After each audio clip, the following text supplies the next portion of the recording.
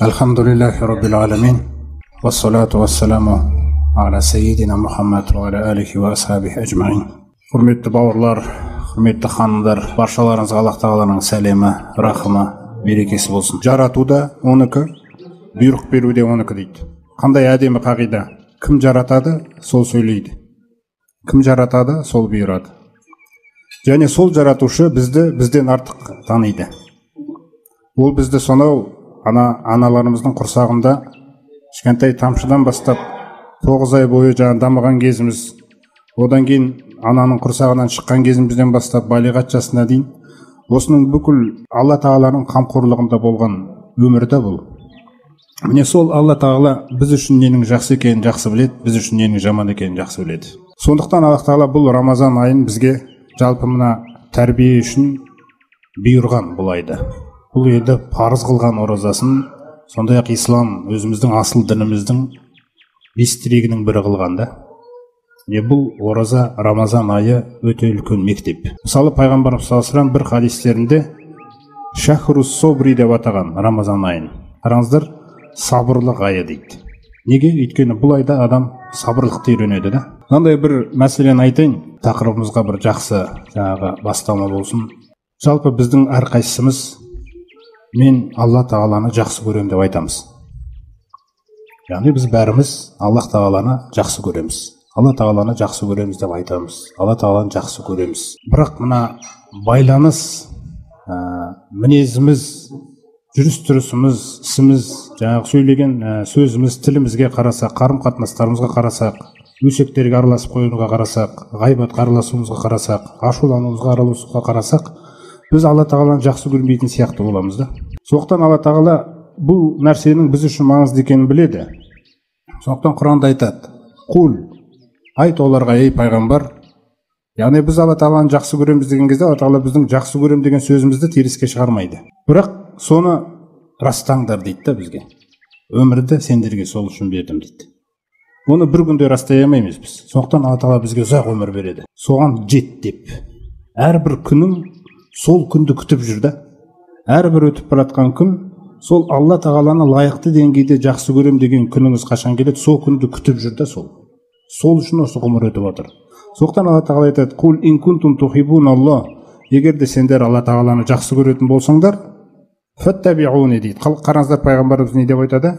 Егер де сендер Алла Тағаланы жақсы көретін болсаңдар, онда дереу маған еріңдер, білесіңдер, мен құсап 5 уақыт намазды оқыңдар, мен құсап осы Рамазан айының оразасын ұстаңдар, мен құсап өсек айтпаңдар, мен құсап ғайбат айтпаңдар, мен құсап құрметтеңдер туысқандарды, көршілерді дегендей. Міне осы махаббат, бұл өте маңызды.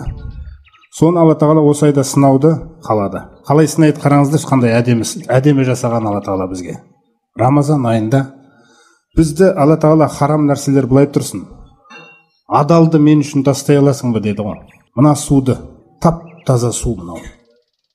Осы таза суды мен үшін кешке дейін тастай аласың ба деді. Мына тағам, тап таза тамақтар, осы тағамды мен үшін тастай аласың ба деді кешке дейін. Осыны істеп берсең, мені жақсы көргендігін дәлелдейсің дейді. Шамамыз келген амалды беріп жатыр ғой. Өйткені біз пайғамбарлар сияқты махаббатты көрсете алмаймыз да, мысалы. Бірақ біз әркімге белгілеген шамасы бар.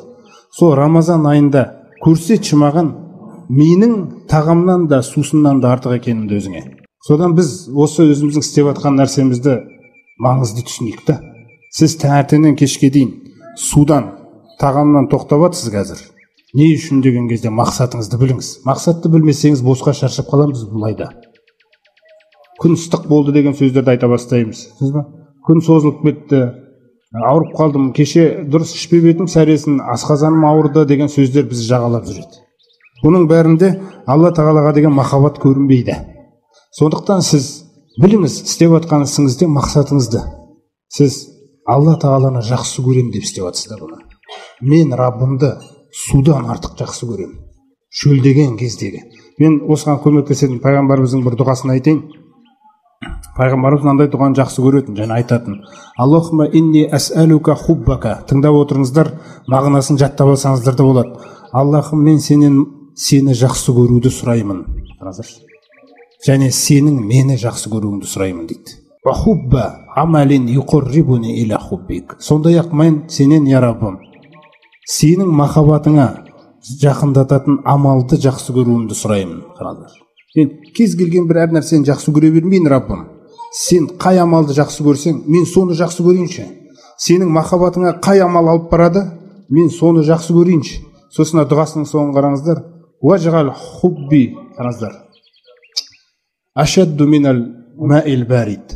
Сондай-ақ менің саған деген махаббатымды, қараңыздар, саған деген жақсы көруімді салқын судан да артық қылшы. Айнда зома, шөлдеген кезде дейді. Шөлдеп тұрған кезде су мен үшін қандай маңызды болса, сол су сенен артық маңызды болмасыншы маған деп отыр ғой. Бізді ұстап тұрған Алла ғой тіршілігімізді. Сіздің бүкіл қол жеткізіп жатқан жақсылығыңыздың бәрі Алланікі асылы. Сол себептен Фатиха сүресіндегі Альхамдулиллахи роббил аламин қарап тұрсаңыздар, сіз қайсы бір жақсылыққа қол жеткізесіз, ол Алла тағаладан келген нәрсе. Бірақ Алла тағала өміріңізді реальный қылған, өзіңіздің еңбегіңіз, терлеуіңіз, уақытыңыз жұмсау бәрін қарайды да, сосын әбден жаңа нәтиже іс аяқталған кезде мені мақтай ма, мақтамай ма деп күтеді екен ол. Сол кезде сіз жаңағы ақыл салсаңыз, ақылыңызды кім берген? Буындарыңызды салсаңыз таңертең кешке дейін кім берген? Оның арасына тамақ ішіп жедіңіз, кім берген? Ішкен тамағыңызды кім асқазаныңызда қорытқызып отқан? Қаныңызды кім бойыңызда жүгірткізіп отқан? Міне осының барлығы Алланы танымаған адамға осындай бір жасырын құбылыс болып қалып жатыр да. Бірақ сіз үшін бұның бәрі айқын ғой. Сондықтан сіз қай істі істесеңіз де альхамдулилля деп істеуіңіз, бұл Алла тағалаға деген махаббатыңызда. Осы Рамазан айында Аллаға деген махаббатымызды дәлелдейтін ай ғой. Қазір нешесінші күні, бүгін 14-13 күн, не енді Құдай қаласа бір жартысы қалды ғой. Жартысынан астам бір 2 күні бар тағы. Енді осы күнде мен дәлелдемесем, Алла тағаланы жақсы көретінімді мен қашан дәлелдеймін оны? Осы айда өте белсенді кірісуіміз үшін Алла тағала 3 үлкен құбылысты жүзеге асырды ғой. 4-еу десек те болады. Хадисте 4-еу келген. 4-еуін айтайын мен. Жаңа пайғамбарымыз салсам, иза дахала шахру рамадан футихат абуабус сама. Рамазан айы кірген бетте 7 қабат аспанның есіктері толығымен ашық дейді. Енді оны ойлаңыз, ол кім үшін ашылған? Ол сіз үшін ашылған да. Сіздің үмітіңіз сол жаққа қарай кетсін деп отыр ғой. Мына жерден басыңды көтер деп отыр. Қараңыздар. Иссаққалтум алал арди деген аят бар Құранда. Бір нәрсені бұйырсақ дейді, басыңды төмен қаратып жерге қарап алдың ғой дейді. Атаң қараш қалай сөйлейді. Жерге салмағыңды салып алдың ғой дейді. Осы жерде мәңгі жаңағы сен жасайтындай. Соқтан кішкене қарасаш дейді. Қараңыздар. Мақсатыңды кішкене көтерсеш, жерден басқа дегендей мәселені айтып отыр. Сонда 7 қабат аспанның есігі ашық сіз үшін. Бұл не деген сөз? Сіздің қай тілегіңіз бар орындалмай жүрген? Сіз сол тілегіңізді қазір көтермесеңіз, осы 30 күн бойы шырылдап тұрып бүйтіп көтермесеңіз, кім істейді оны сіз үшін? Сіздің қаншама дұғаларыңыз бар, өзіңізге байланысты, ата-анаңызға байланысты, бала-шағаңызға, туысқаныңызға, көршіңізге байланысты. Кім оны жалынады, кім сұрайды? Олар сұрамайды оны. Мысалы, олардың көбісі діннен алыс болғаннан кейін, намаздан алыс болғаннан кейін олар уайымдап жүрген жоқ, біз проблемада жүрміз деп. Бірақ сіз білесіз ғой оның проблемада жүргенін. Ол Алласынан алыста жүр ғой. Сонда кім жылайды олар үшін? Кім сұрайды осы нәрсені? Сондықтан босқа өткізбеңіз. Мына 7 қабат аспанның есіктері ашық. Қазір дұғаларыңызды көтеріңіз. Күніге көтеріңіз да. Қандай нәрсеге дейін көтеруіңізге болады дұғаны қараңыздар. Ар жағында футихат абуабул жанна, 7 қабат аспанның есігін жаңағы ашып тастады дейді Алла тағала. Одан кейін жәннаттардың есіктерін ашып тастады. Қараңыз, жәннаттарға қазір жәннатқа дейін сұрайтын ай ғой. Жәннатты қатты сұрап алатын ай. Мына пайғамбарымыз саллаллаху алейхи ва саллям бір хадисінде соны айтады. Ма мин муслимин дейді. Ясалуллаха азза ва жалла ал-джанната саласа маррати қат. Бір мұсылман жоқ жердің бетінде дейді. Егер де ол 3 мәрте сұраса дейді, Аллахым маған жәннатты берші. Аллахым маған жәннатты берші. Аллахым маған жәннатты берші деп сұраса шын жүрегінен, илля қолатил жанна робби адхилху ияя, Раббым оны маған кіргізші деп жәннат айтпай қоймайды дейді. Қараңыздаршы, жаңа жәннаттың есігі ашық тұр дейді ғой. Не үшін ашық тұр ол? Сіз сұрап жатқан кезде ол да сөйлейді екен. Өзіңіз ойлаңыз қандай нәрсе болып жатыр да. Сіз Раббым жәннатты берші деген кезде, Раббым кіргізші оны маған дейді екен. Осы дұғаларды жаңағы күніге сұрау керексіз. Сол үшін келген ай бұл. Аллаға деген махаббатыңызды дәлелдейтін ай. Құранға деген махаббатыңызды дәлелдейтін ай. Мақсат Алла тағалаға деген махаббатты біз растау керекпіз. Сол махаббат бізде әлсіз өте. Бірақ Алла тағала шамамыз келетін нәрселерді жүктейді. Жаңа айттық, су мен тағамның өзін мен үшін таста деп отыр ғой Алла тағала. Таңертеңнен кешке дейін. Сонда Алла үшін адал нәрседен тыйылған адам арам нәрседен тыйылмай ма деген нәрсе жатыр да бұл жерде. Аллаға деген махаббат. Енді екінші мәселе. Біздің 11 ай бойы байланысымыз Алла тағаламен нашар болды дейік. Мысалы енді намаз оқымайтындарымыз бар, намаз оқып жүргендерімізде де мысалы айтайық әртүрлі жағдайлар болады. Ұмытып кетеді, жұмыс көбейіп кетеді, әртүрлі жағдай болады.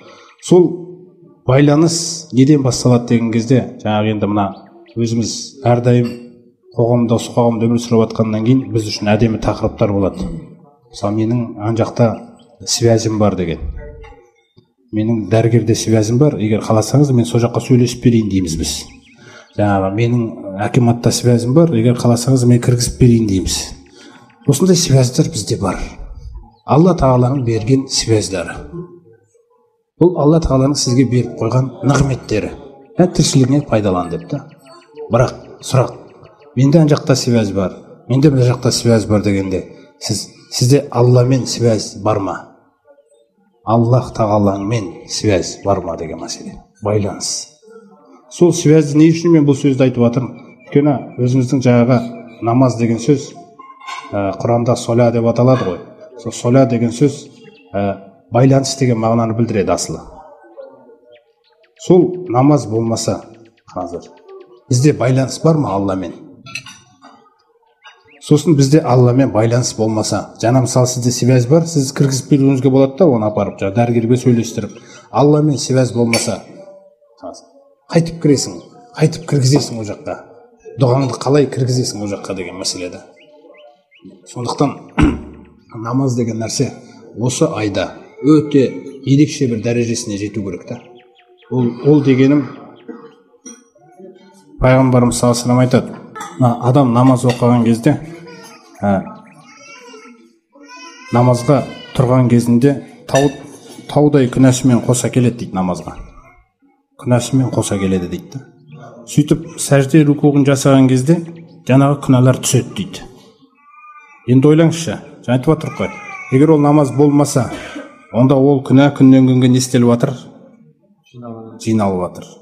Сол нәрсені яхмилуна аля зухурихим, қиямет күні олар арқаларына арқалап алып келеді дейді. Оларды кешіретін намаз болмаған. Намаздың маңыздылығын қараңызшы қандай. Бұл сіздің кітабыңызды күніге тазалап отыру үшін келген нәрсе екен ғой бізге. Сосын Рамазан айының кереметі, Рамазан айы 11 ай бойы былғанған мына жүректі бір айдың ішінде тап-таза қылып береді екен да. Рамазан айы. Сөйтіп сіздің тақуалығыңызды, Алла тағаладан байланысыңызды қуаттап, ертең көресіздер, 11 ай Рамазан біткеннен кейін келесі 11 айға қарай шығарып жібереді бізді. Сол 11 айға қарай шыққан кезде жаңағы қаншалықты біз өзіміз бұрынғы әдеттерімізге қарсы тұрып күресе аламыз, тілімізді қаншалықты сақтай аламыз, сол кезде байқалады біздің бұл оразадан не жинап шыққанымыз, қандай бір күш рухани біз жинап шықтық та. Сондықтан бұл айда тамақ кеп қалды, ең бірінші нәрсе сол осы Рамазан айының оразасын жаңағы таңертеңнен кешке дейін Аллаға деген махаббатпен ұстау, ниетті жаңғырту керек. Сондай ниетпен өте ләззат алып, риза болып ұстау керекпіз да бұны біз. Бірінші нәрсе. Екінші нәрсе, бұл айда намазымызды кішкене жақсылайық. Яғни 3 рет субхана роббиял а'ла деп айтып жүрсек біз басқа айларда, бұл айда кішкене 5 оқып айтайықшы. Өзіңіз жеке оқып тұрған кезде 7 оқып айтшы тіпті. Махаббатыңызды көрсетші. Раббы, мен сені жақсы көремін деген нәрсені жаңағы 3 рет айтылатын субхана роббиал а'ланы 5-еу қылайық. 7-еу шамамыз келген нәрсе осы. Бізден артық нәрсе сұрамайды Алла Тағала. Бірақ сізде жаңағы бір даму деген нәрсе тұру керек қой. Адам өмірде прогресс деген нәрсені жақсы көреді ғой, дұрыс па? Өскісі келеді. Бұлай деген нәрселер болады. А неге Алланың алдында біз өсуімізді қаламаймыз? Неге Алланың алдында біздің намазымыз кішкене өспейді? Неге біздің оразамыз былтырғы оразаға қарағанда биыл өспейді? Неге біздің осыған дейінгі Құранға бетін ашпай қойып қоямыз шаң басып? Неге осы айда бастап ол өспейді? Неге ашыла бермейді ол қайта-қайта? Неге дұғамыз бұрынғыдан гөрі көбірек емес? Міне осы нәрселерді Алла Тағала бізден сұрайды.